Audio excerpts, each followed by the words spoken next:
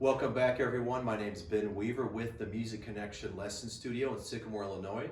Today, you're in for a treat. Today, we're joined by a new percussion instructor here at the studio, Mr. Jared Hurn. Hello, Jared. How are you? Good. How about yourself? Doing good. Stick around. He's going to be demonstrating some things on the snare drum a little bit later with brushes, and you'll see video clips of him playing a marimba solo with 4 mallets, a great complicated snare drum solo, and an amazing jazz drum set solo. So stick around for those videos, and we'll be right back.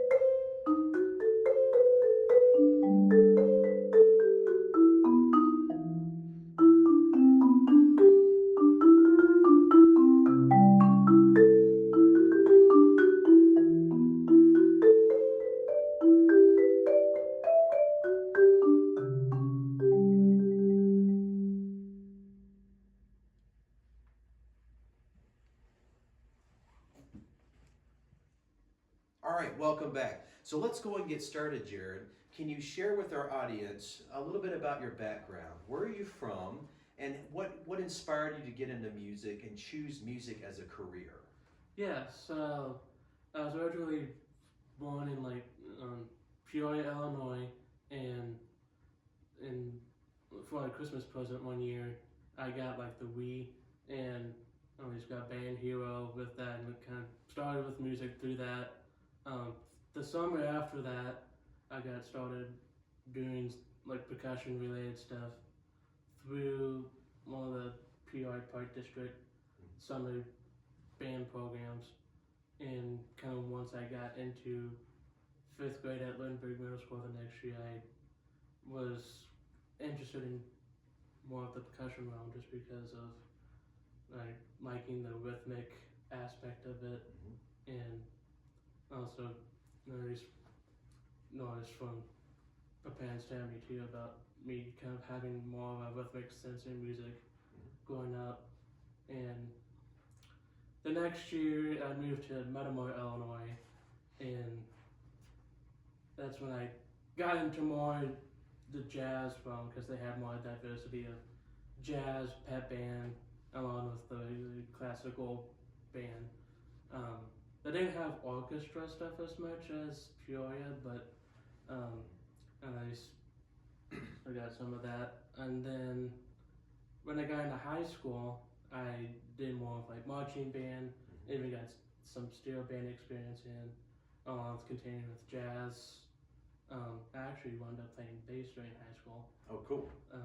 Because I was kind of interested in that too, and just wanted to continue with that.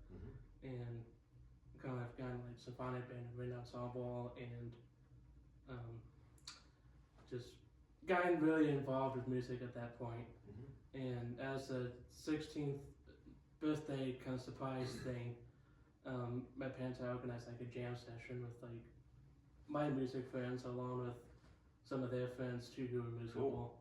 And that's kind of when I decided to do music as a profession because I really liked the interaction with all the friends just jamming out.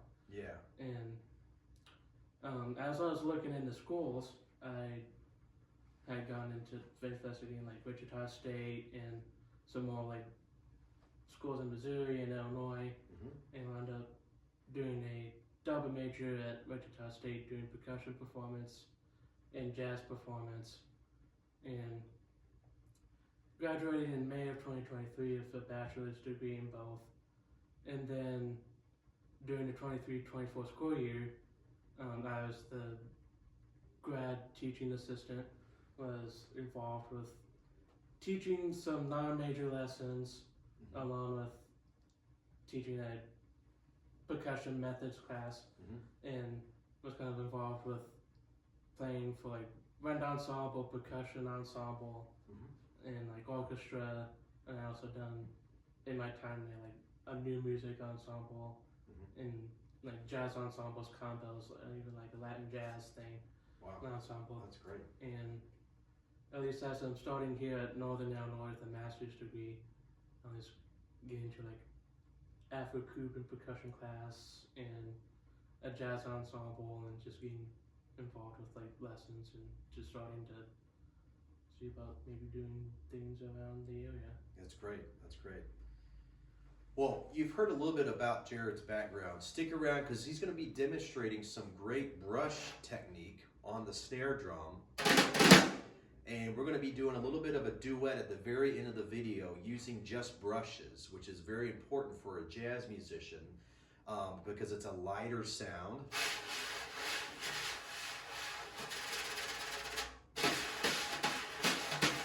So it's very important for every drum set player to know how to play brushes, because sometimes you might be playing with other people and it's at a wedding reception or a dinner hour at some restaurant where you have to play quiet.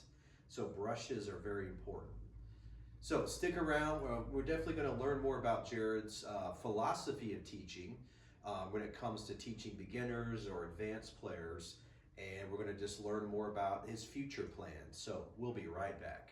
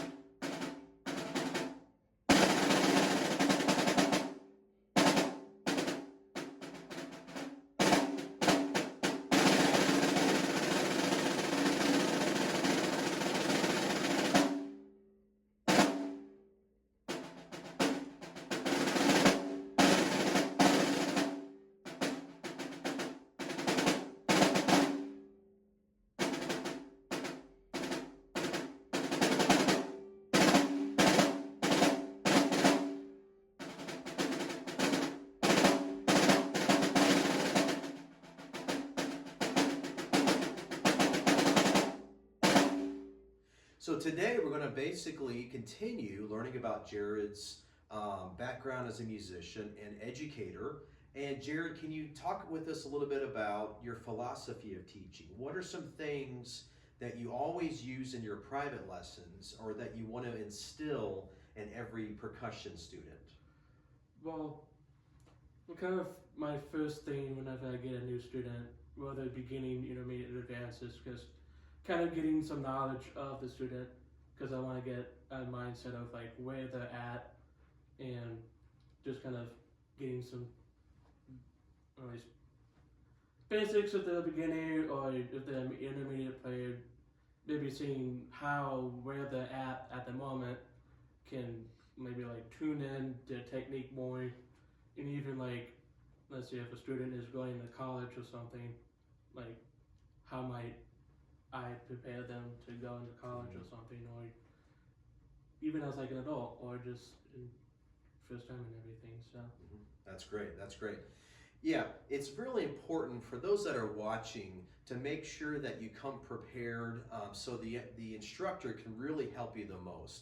So here at the Music Connection, we have different packets and resources that every new student will get at their first lesson, and the teacher will use those packets to make sure that the student knows exactly what to practice, that the student knows how to practice. That's very important. And that the student is able to give themselves some assessment and feedback through different resources that we've designed here, and that the teacher will be able to use to really give further instruction value to every student. So let's talk a little bit about what are some technical things that you work with, for that beginning student. What are some things you want the beginning student to make sure they know after maybe a month of lessons? So I would like to, well, at least for after like a month, I would like to have at least a student have like a basic understanding of like motion of the hands, how they're supposed to play it, for example, and also like maybe where the best sound should be, and also, well, maybe like make some fun examples, maybe with like wordings or just in general, just depending on what the age of the student is. Yeah. I like to always try and make it as fun and engaging as possible while still having them learn about the instrument. And if they're young, I mean, I would maybe take a little longer just to have them get the instrument and everything. And then also along the way, I'll probably introduce them like, hey, here's the snare drum, or like the drum set, like introducing like what the different parts of the instrument, That's or very just important. like different keyboard instruments, stuff like that too. Yeah, because he, for instance, he mentioned keyboard, so that's important for even drummers, that they know how to read keyboard percussion, because sometimes they may need to play vibraphone as a jazz musician at a gig. So Jared can definitely help any drummer that maybe doesn't have any piano background or note reading ability. Jared can help you, help those students learn how to read notes on a staff, how to read chords, like you would maybe play on a piano, but we'll apply that to keyboard percussion, and help you with jazz chords, like major sevenths, dominant chords, diminished chords, things like that. And then help you to learn how to solo. That's really important. How to improvise. Again, jazz, as you know, and what you teach to every student is jazz is very in the moment. It's improvisatory. So no two jazz performances will ever be the same, right? Because it's different. It's unique to that performance. So that's great. Thanks for sharing all those things. Now, I like that you were focusing on the hand motion. That's very important. So for jazz musicians, sometimes, you will play match grip, which is the first grip that all beginning percussion students learn. But sometimes you need to play the other common grip, which is called Traditional. Yeah, traditional grip, which looks like this. So for those that are watching at home that have maybe never really experimented with the other common grip, Jared is here for you to help explain kind of the mechanics of it, understanding the difference between this knock on the door motion, versus the turn the doorknob motion, turn the doorknob. So that's a phrase that all teachers use.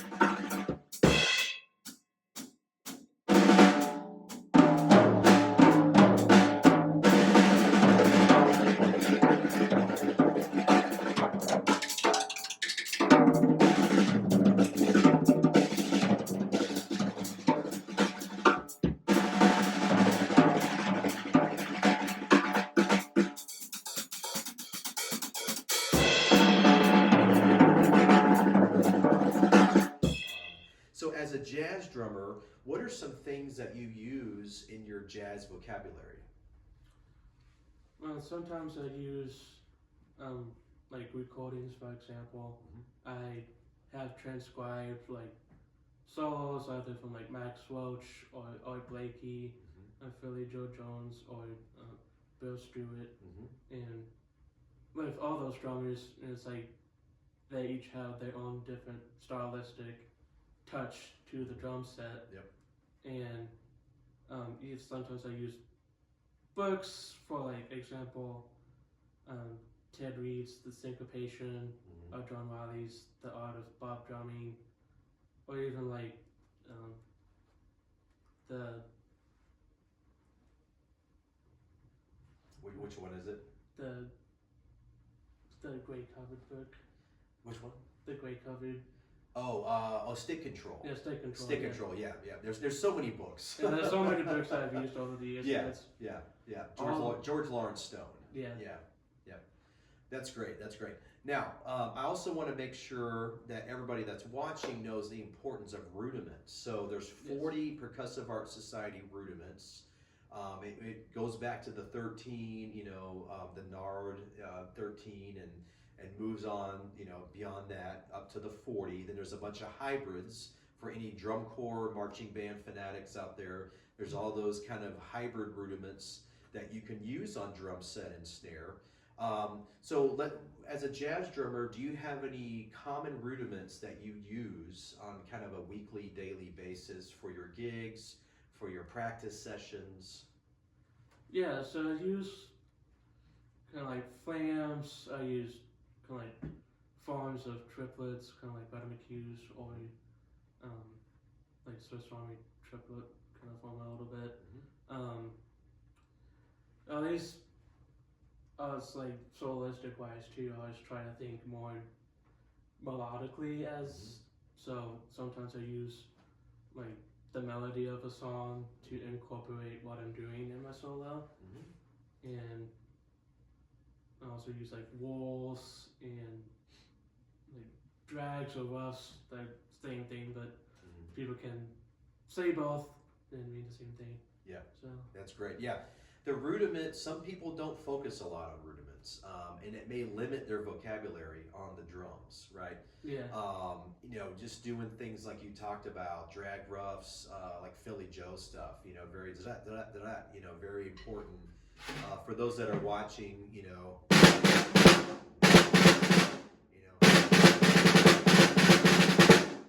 those are common jazz, riffs, motifs, solo ideas. So those are the type of things that Jared will help you with. Again, this is the Music Connection Lesson Studio where we're filming this video from, and we're located at 515 DeKalb Avenue in Sycamore. Our phone number is 815-217-5648. If you have any questions, feel free to give us a call. You can text us at that number also. We always offer a sample lesson. So if you're looking to maybe just try out a short lesson with us, with Jared, feel free to give us a call. You can email us also, info@themusicconnection.com, info@themusicconnection.com.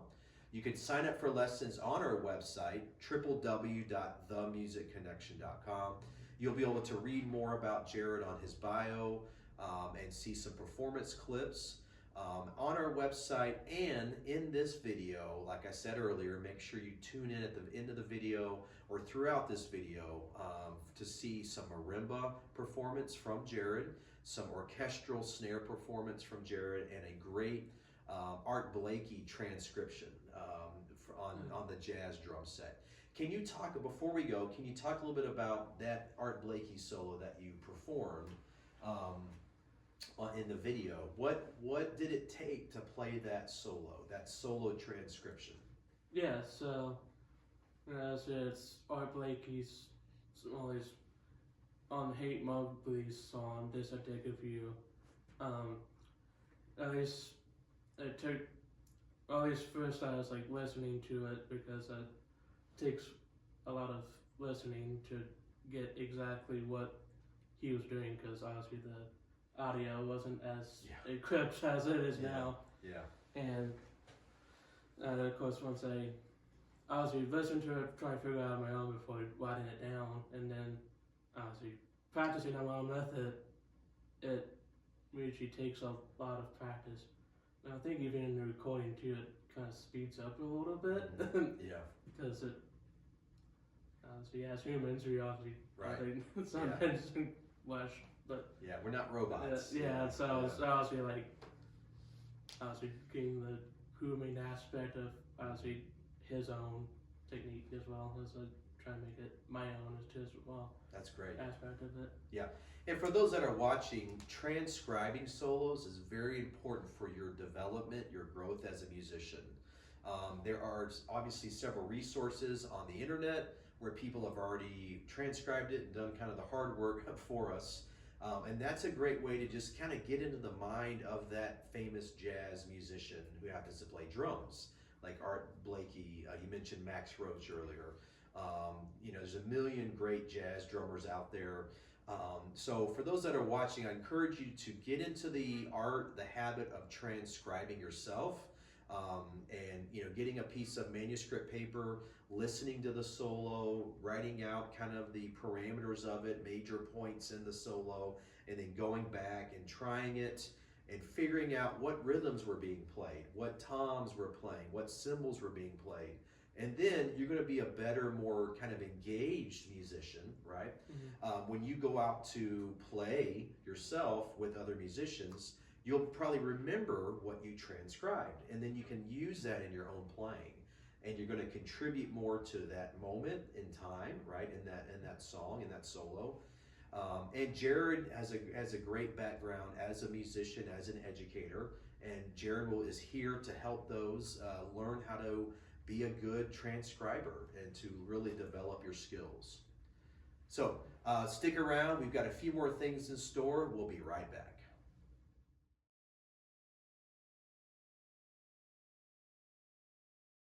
All right. So Jared, where do you see yourself? We've been talking a lot about kind of your background. Where do you see yourself in the next 3 or 5 years? Well, kind of, as I've seen myself as of now, I would still like to be in the Cal Sycamore area. Hopefully, graduate with a master's degree at that point.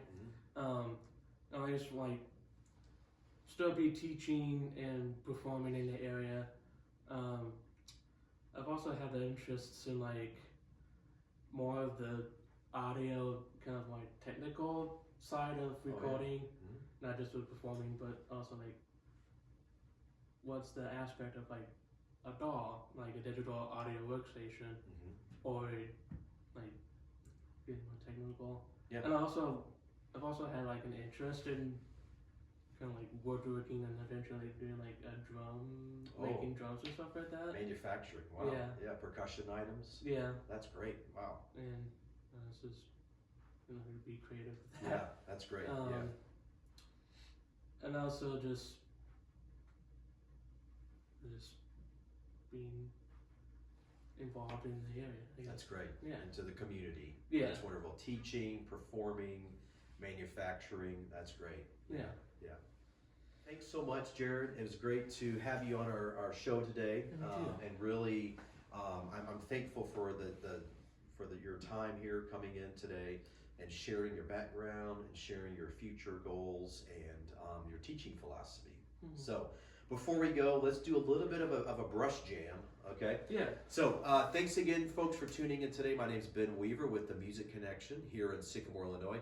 If you want to sign up for a free sample with Jared, feel free to just reach out, and I'll give you a call back or I'll email you. You can head over to our website and learn more about Jared. You can sign up for lessons on our website, and we hope to see you soon. We have some great things in store for the fall, and we hope to see you soon. Have a great day.